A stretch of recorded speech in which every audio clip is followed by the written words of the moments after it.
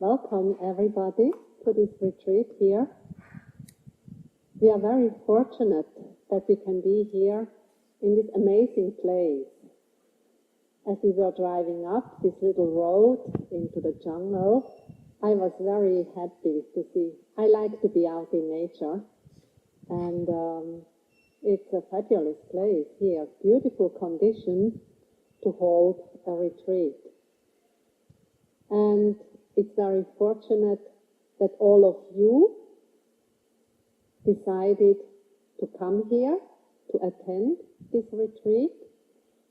And you had to organize quite a few things that you can be here, taking leave and organizing your family, whatever.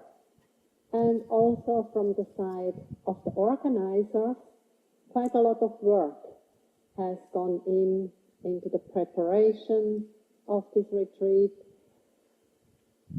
Just finding this location and doing registrations and answering all your questions and communicating with me and finding a date that fits everybody.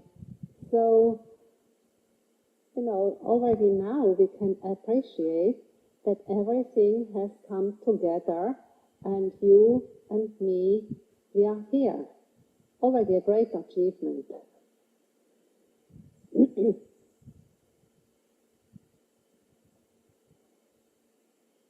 So many of you will be here for 2 weeks, some of you for 1 week. And it is basically a Vipassana meditation retreat, insight meditation retreat. But as you can see from the schedule, every day we do 1 hour of loving kindness meditation, metta meditation, which I find is a beautiful support for the Vipassana meditation, but also for our day-to-day life. Metta, this quality of loving kindness, comes in very, very helpful. It's very beneficial. I will give you instructions on how to practice Vipassana meditation, how to practice metta meditation, but not tonight. You will hear many other things, and otherwise by tomorrow you will have forgotten. So, and as we have 1 week or many of you 2 weeks, I will give the instructions gradually as we go on. So tomorrow I give you basic instructions for the Vipassana meditation, and then the following day some more and some more. So in this way, going in gradually. And likewise with the metta meditation.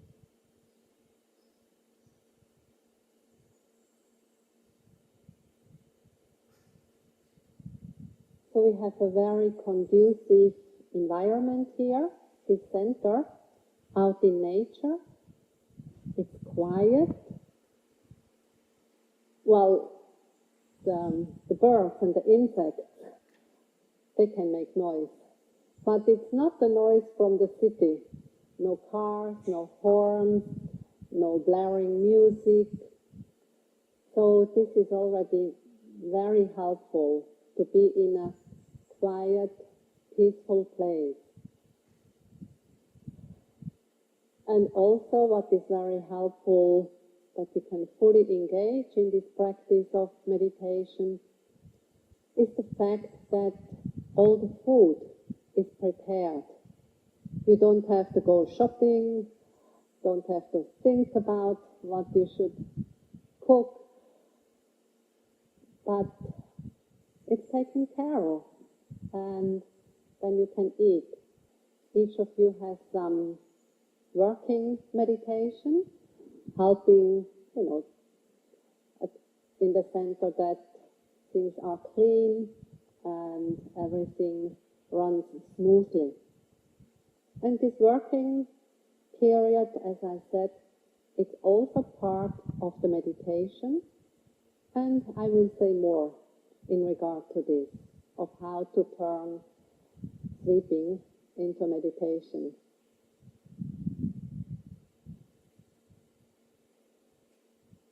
Another very helpful thing in an intensive meditation retreat like this is to keep noble silence, meaning not to talk with each other, not during the day, not during the night, not talking with each other.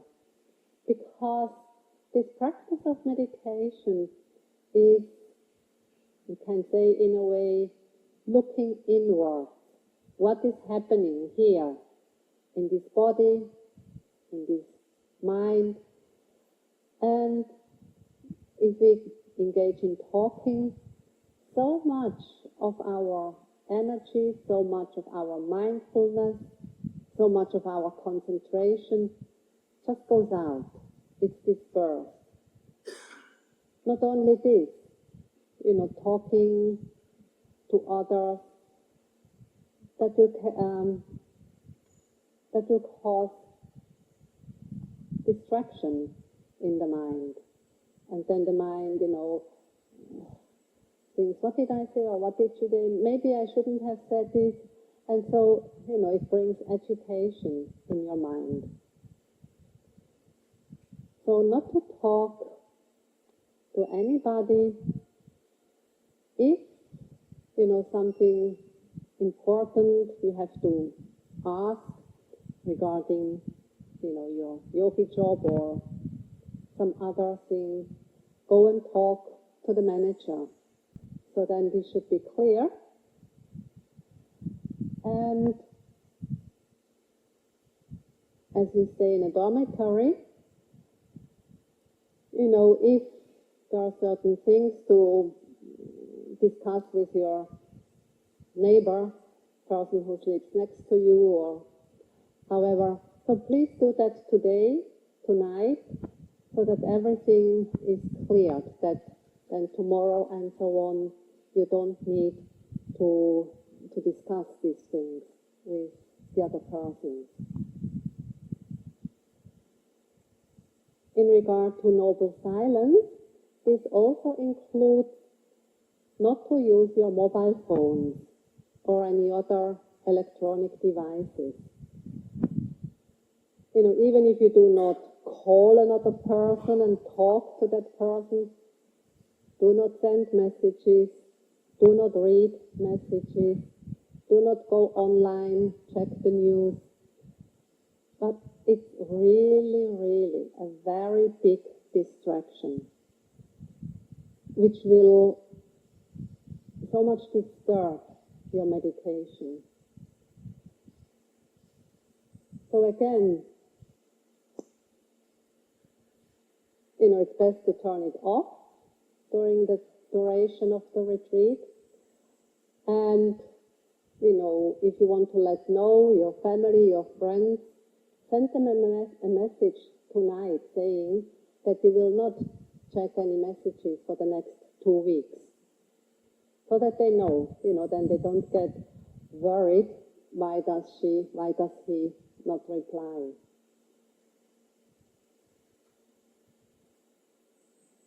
And also including in the noble silence is not to read books, even if it is Dhamma books. But, to read Dhamma books can be something very helpful and supporting, but not during an intensive retreat. Because reading Dhamma books is knowledge, head knowledge, intellectual knowledge. But here, in the retreat, with the practice of Vipassana meditation, the practice of metta meditation, we want to get direct, first-hand experience. And this experience, this insight, you cannot get from reading the books. So Also put away all the Dhamma books or any other books. And even though, there's the desire to read, just note your desire. So then there will be bells that guide you through the day. There is a wake up bell at 5:30. It's the wooden bell that is rung. And then 6 o'clock is walking meditation or body exercise, which means if you at home you do Tai Chi, or if you do Qigong, or if you do yoga, then from 6 to 6:30 you can do these exercises anywhere here in the compound, or you can choose to do walking meditation. And again, at 6:30, we come in here for the sitting meditation, and there will be a bell 5 minutes before 6:30, meaning 6:25. There will be a bell. I think it's what we call the ice cream bell. And breakfast, 7:30. Again, the breakfast bell, this wooden bell. Then 8 o'clock, working meditation will be a bell. 8:45 for the sitting meditation with instructions. Again, 8:40, 5 minutes before we start, there will be a bell. And that sitting will be followed by walking meditation. And at the end of the walking meditation will be again a bell, so that come back here for the next sitting. And then again walking. And also at the end of the sitting in here, you will always hear a bell. Lunch is the wooden bell. After that is rest time. And then 1:45 for the metta meditation. Again at 1:40 there will be the ice cream bell. And so again, afternoon walking, sitting, the bell. Light meal at 5 o'clock, the wooden bell. At 6:30 for the walking, again the ice cream bell. And 7:10 will be the bell for the Dhamma talk, which is at 7:15. This is then followed by walking meditation, and at the end of that walking meditation, again a bell for the last sit at 8:45. So you will be guided through the day with these bells. For the meals in the dining hall, we'll do it this way, that I will go first and serve myself, and then you can follow behind. And I think at lunchtime, before I help myself, I will do a blessing for the food and everybody who is present then. The next topic is the precepts. Precepts means observing some ethical guidelines.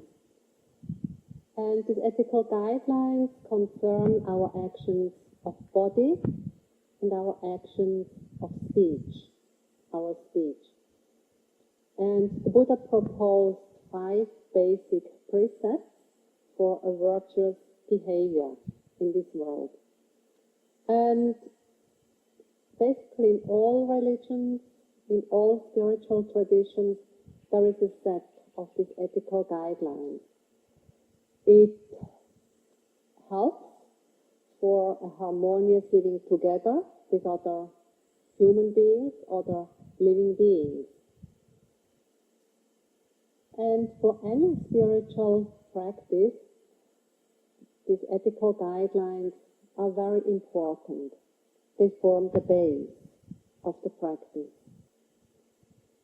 And, basically they are common sense. It's like, treat others as you want to be treated. If you do not want to be killed by others, do not kill other living beings. If you do not want that others steal your property or what belongs to you, do not take what doesn't belong to you. Do not take what is not given to you. Or if you do not want that others lie to you, tell you lies, then do not lie to others. Tell the truth.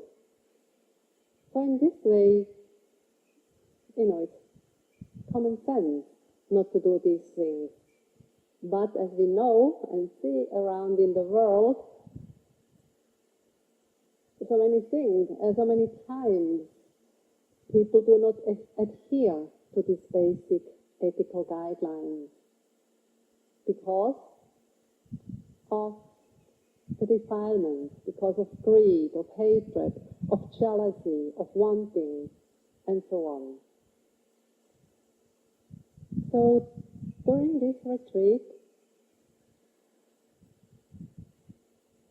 as normally in a retreat, we'll follow the 8 precepts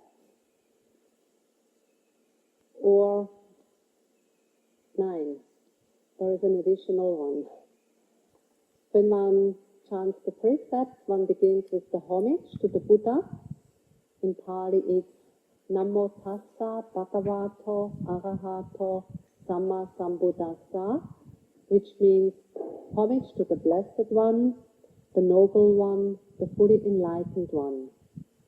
And after that one takes the 3 refuges, and the 3 refuges are the Buddha, the Dhamma, and the Sangha. The Buddha, we can understand it as the historical Buddha, who lived more than 2,600 years ago and made his teaching available. But we can also understand it as, Buddha, Buddha. This word actually means awaken. That's why the Buddha is also referred to as the awakened one.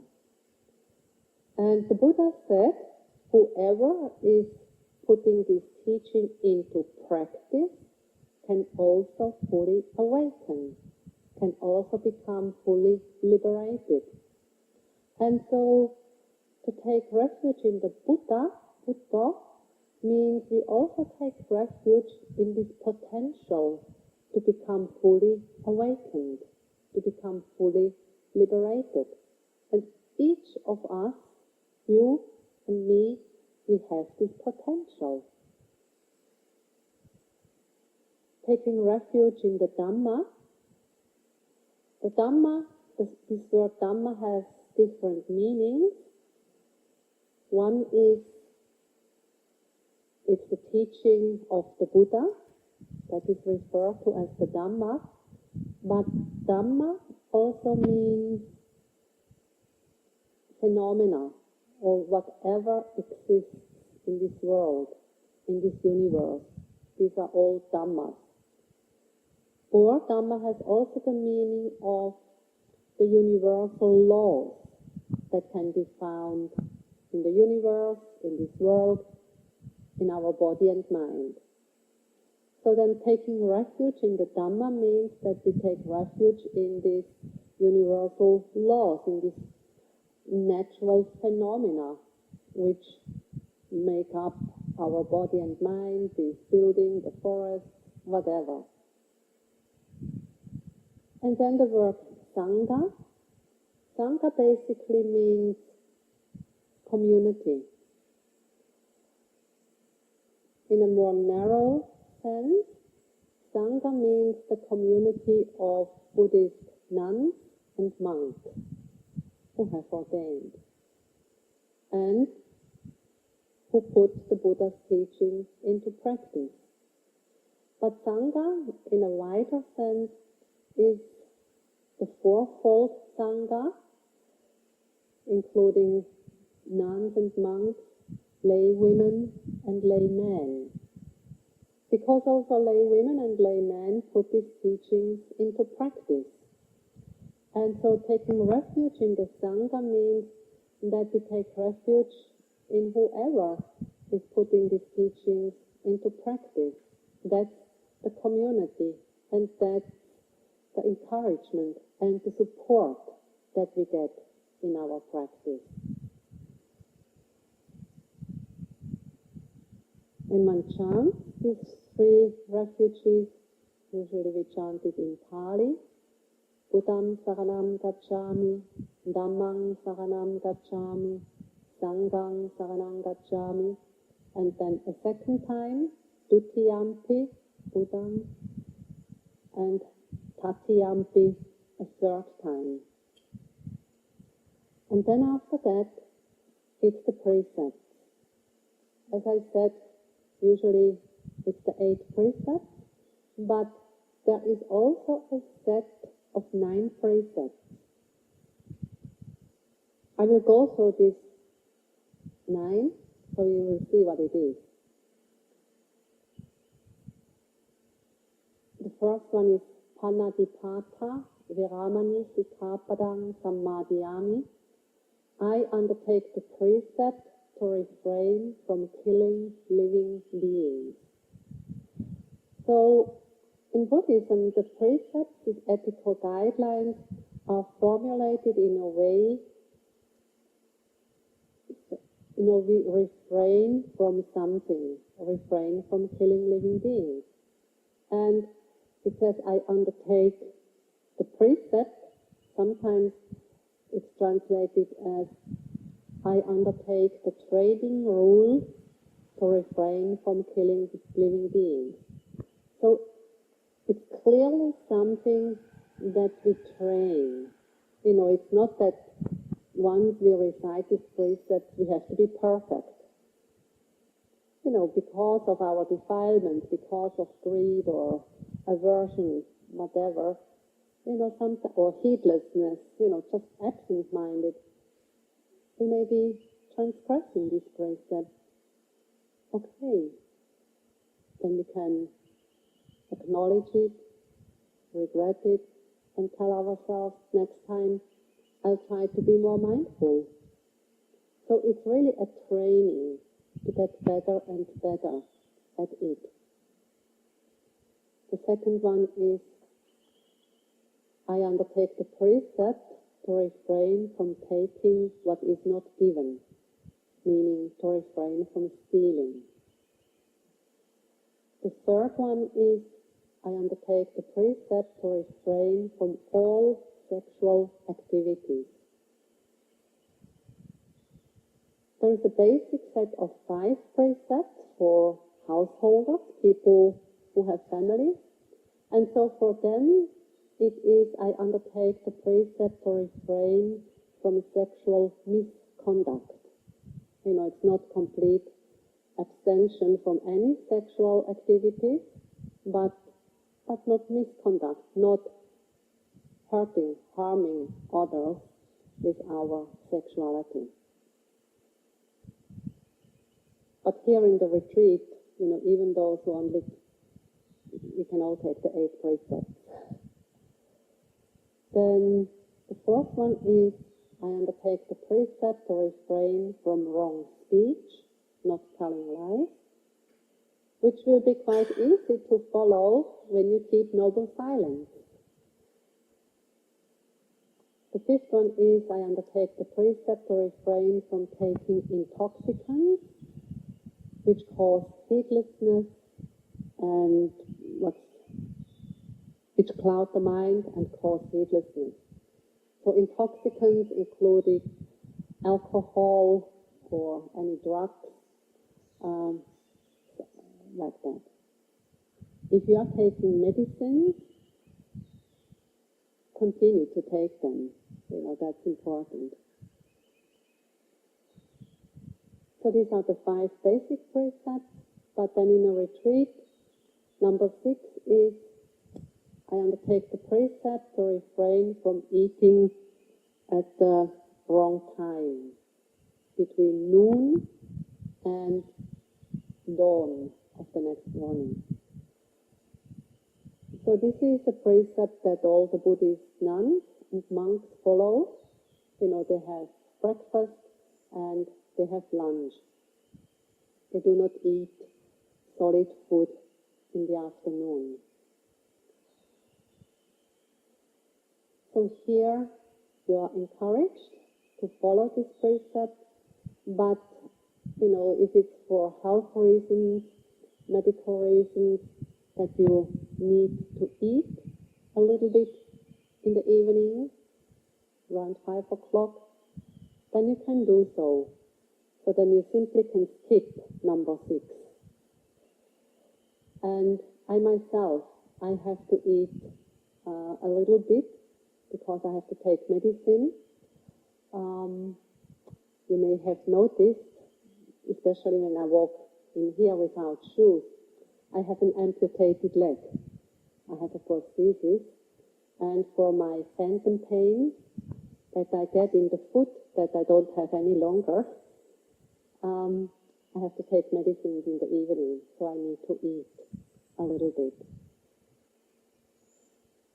You know, at 5 o'clock,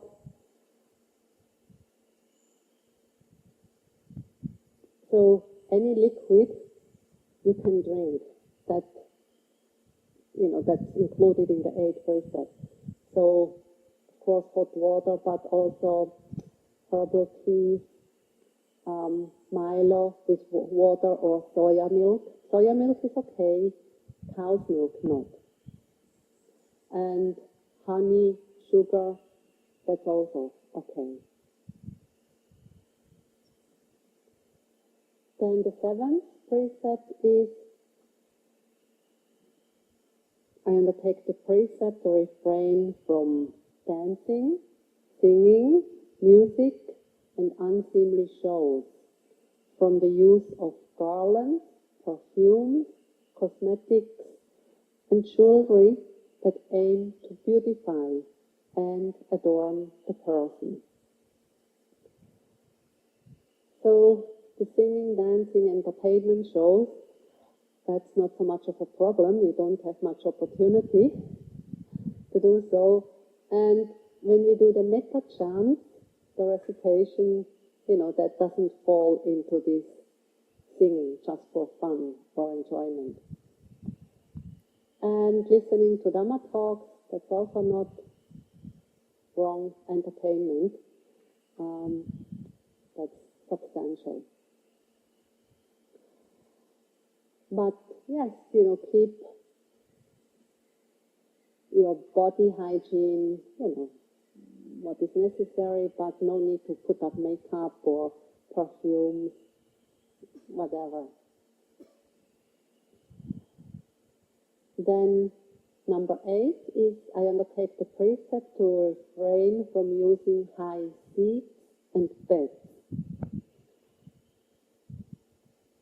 We have to know that at the time of the Buddha, when these precepts were set up, you know, in ancient India, and still nowadays or in Burma, people sleep on the floor, on a thin bamboo mat. You know, that was the normal thing. And they were also sitting on the floor, you know, eating and do whatever work. To have seats, that was something luxurious. And a bed, that would also have been considered something very luxurious. You know, kings and queens in the palace, they would have such luxurious things, but not the ordinary people. So here, you know, you can sleep in the bed. You can sit on the chair for the meditation or in the dining hall. You know, it's about unnecessary luxury. to refrain from this. So these are the 8 precepts. And at one time the Buddha mentioned 9 precepts. And number 9 is not something to refrain from, but something to do, to cultivate. So it's kind of the precept to cultivate loving kindness for all living beings. And, as we do 1 hour of metta meditation every day, so it's good to take the set of 9 precepts.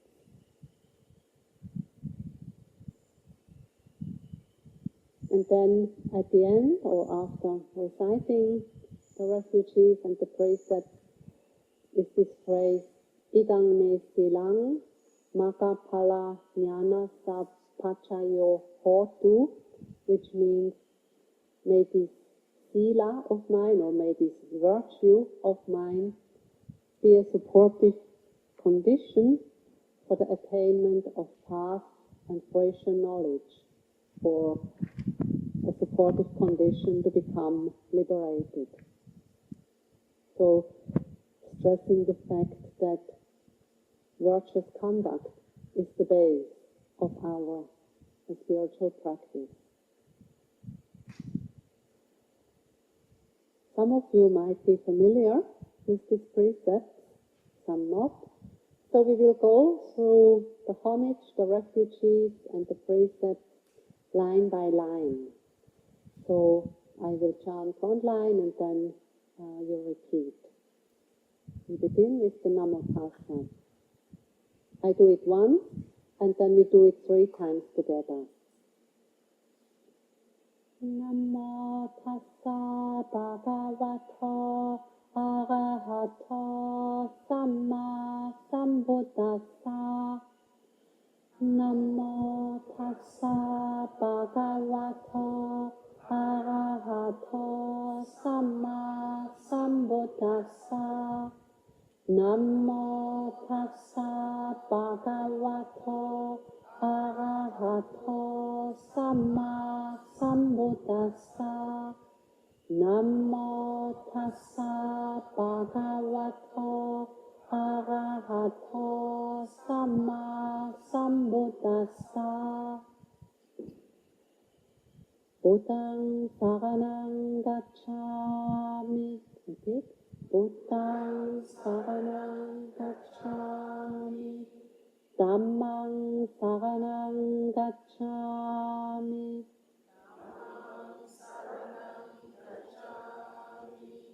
Sanghang saranang gacchāmi.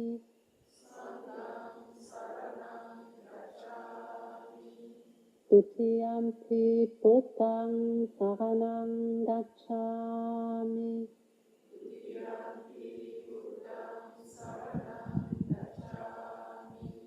Tutiyampi Dhammang saranang gacchāmi.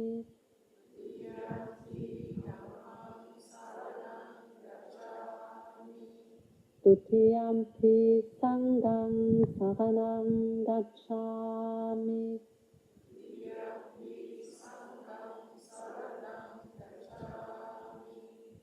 Tatiyampi Buddhaṃ saranang gacchāmi.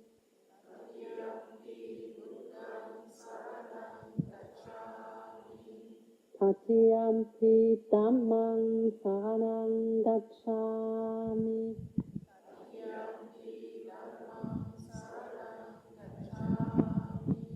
Tatiyampi Sanghang saranang gacchāmi.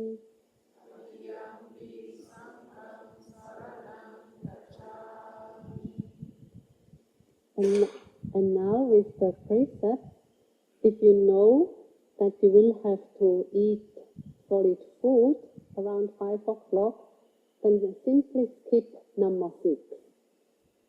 You do line by line. I begin and you repeat. Panadippata Veramani Sikkhapadang Sammadiyami.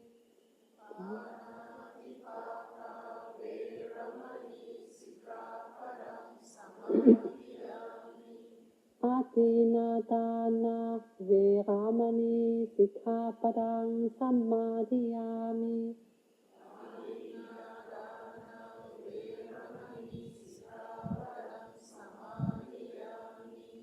Abramacharya Veramani Sikkhapadang Sammadiyami.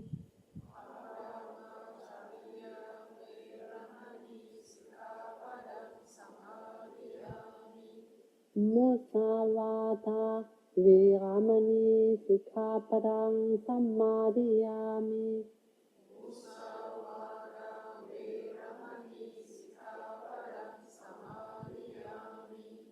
Sura Miraya Machabamadatthana Veramani Sikkhapadang Sammadiyami.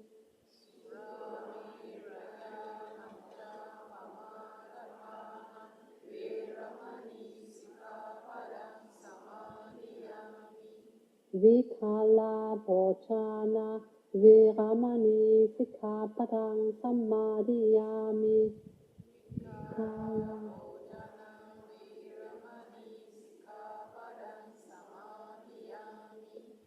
And now the seventh is a very long one, so just one word at a time.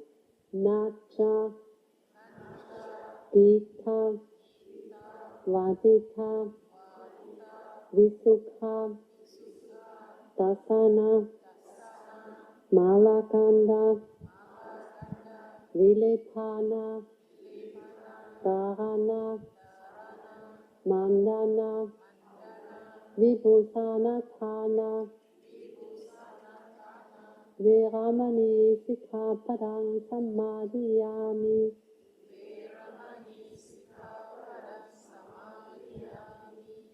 Uchasayana, Mahasayana, Veramani Sikkhapadang Sammadiyami.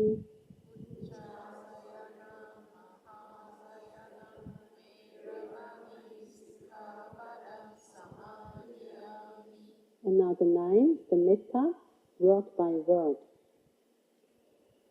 Metta sahagathena cetasa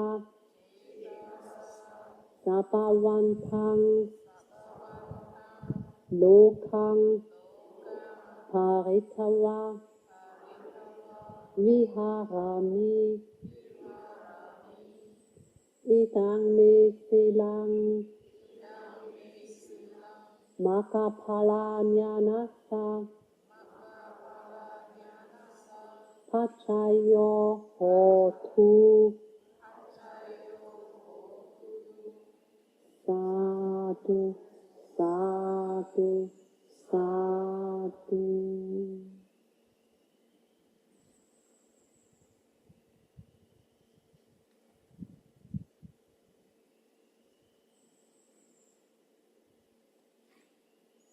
So when, we're gonna chant these precepts again during this retreat, and whenever I chant the sixth one, like not eating after noon, I just do it to support you. So it's not that I follow it. Not that you think, oh, she's eating.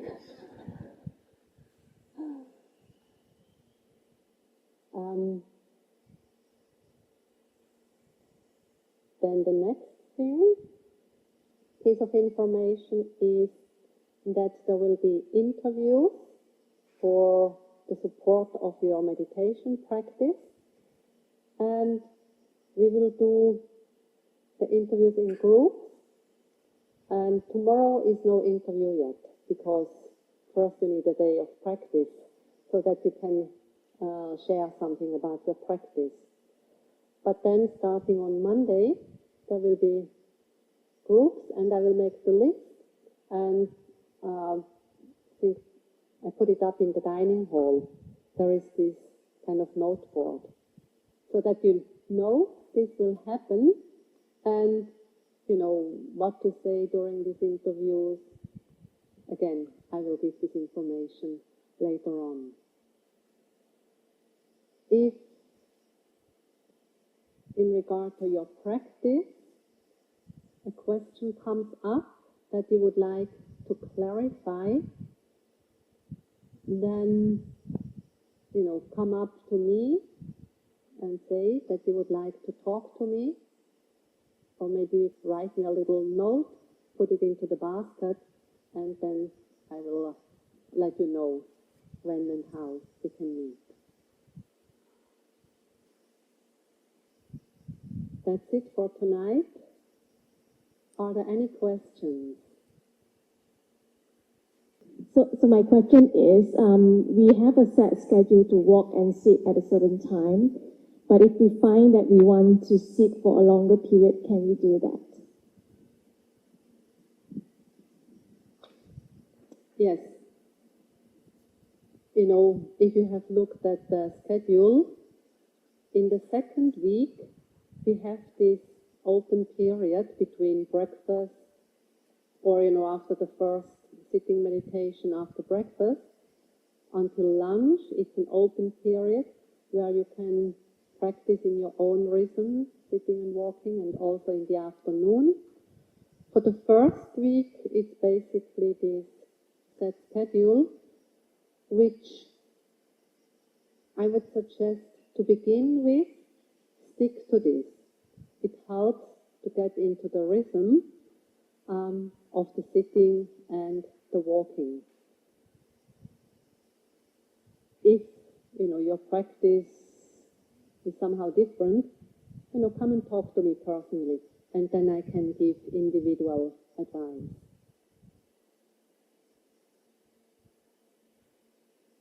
Another question? Earlier, because you see everybody has a flask beside them, are we allowed to have sips of drinks in this hall?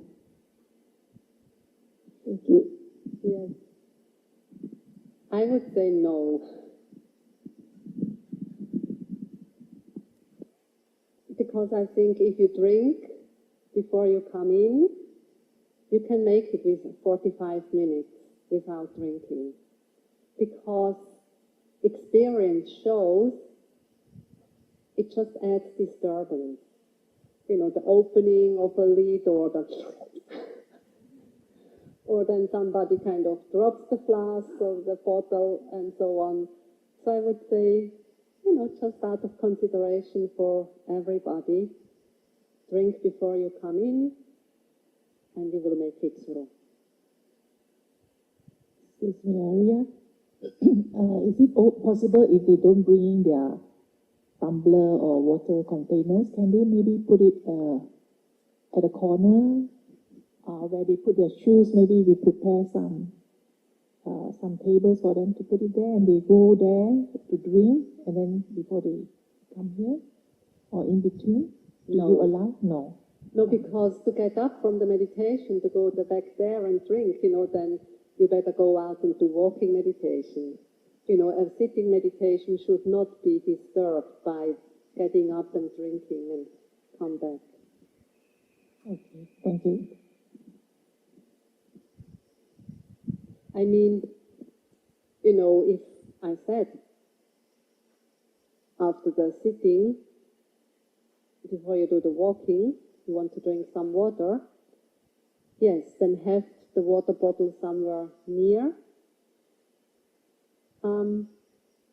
Well, you know, after the official sitting time, as everybody gets up and goes to the walking meditation, yes, if you have your bottle, you know, back there, then it's okay to drink.